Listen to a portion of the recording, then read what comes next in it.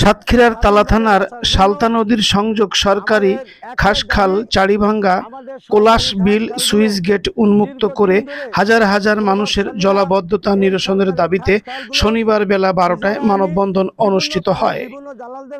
মোহাম্মদ সাহেব আলী নিকারীর সভাপতিত্বে মানববন্ধনে অন্যান্যের মধ্যে বক্তব্য করেন মোস্তফা মোড়ল, আতিয়া নিকারী, একরামুল ইসলাম, কবিরুল ইসলাম, মফিজুল নিকারী, মোশাররফ নিকারী, তরুণ কুমার সাহা, মুসলিম শেখ, কোহিনুর বেগম, টুকটুকি খাতুন, তাহমিনা বেগম, আয়েশা খাতুন, শিরিনা খাতুন, রোকেয়া বেগম, খোদেজা বেগম প্রমুখ। এ সময় বক্তারা অভিযোগ করে বলেন, চাড়িভাঙ্গা উত্তর কোলাজ বিল সুইচ গেট ও কয়াতলা এলাকার প্রায় 150 বিঘা সরকারি খাসখালের ও জমি প্রভাবশালী কর্তৃক অবৈধভাবে দখলপূর্বক খালে বাঁধ দিয়ে মৎস্য ঘের করে আসছে। ফলে বৃষ্টির পানি খাল দিয়ে বের হতে না পেরে জিয়ালা নলতা গ্রামের নিকারিপাড়া এলাকায় স্থায়ীভাবে জলাবদ্ধতার সৃষ্টি হচ্ছে।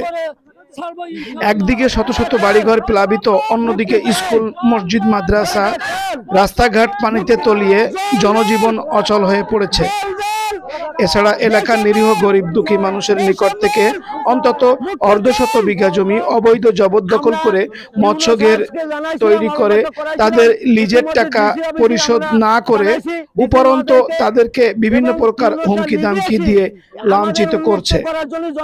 এ ব্যাপারে ভুক্তভোগী এলাকাবাসী সংশ্লিষ্ট কর্তৃপক্ষের আশু হস্তক্ষেপ কামনা করেছেন। সেই বাঁধগুলো আবার দিয়ে আবার পানি বন্ধ রাখার জন্য তারা সেই বাঁধগুলো বেঁধে দিয়েছে।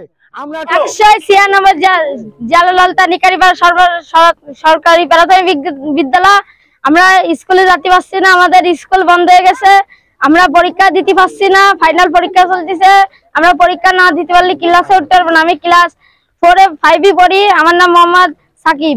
আমি সরকারের কাছে চাই যে আমাদের রাস্তা ঠিক করে দিক, আমাকে স্কুল খুলে দিক।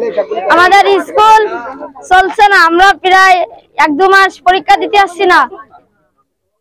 আমরা চুলোর ভিতরে পানি, আমার রান্নাঘর ভেঙে গেছে, সকালে 1 পা আটাইনি, পরে চুলোইতি আমি এখন চাপটা মতন মানাইনি, বুনেছি, সুতো দিছি আমি নিজে হাতে, কিন্তু আমাদের সেই সম্পদ ওরা কেড়ে নিয়েছে জোর দখলে। তাই আপনাদের কাছে জানাচ্ছি যে আপনারা আমাদের বঞ্চিত করেছে যারা, তাদের কাছে আমরা সেই জিনিস আপনাদের মাধ্যমে, সরকারের মাধ্যমে আমরা ফেরত চাই।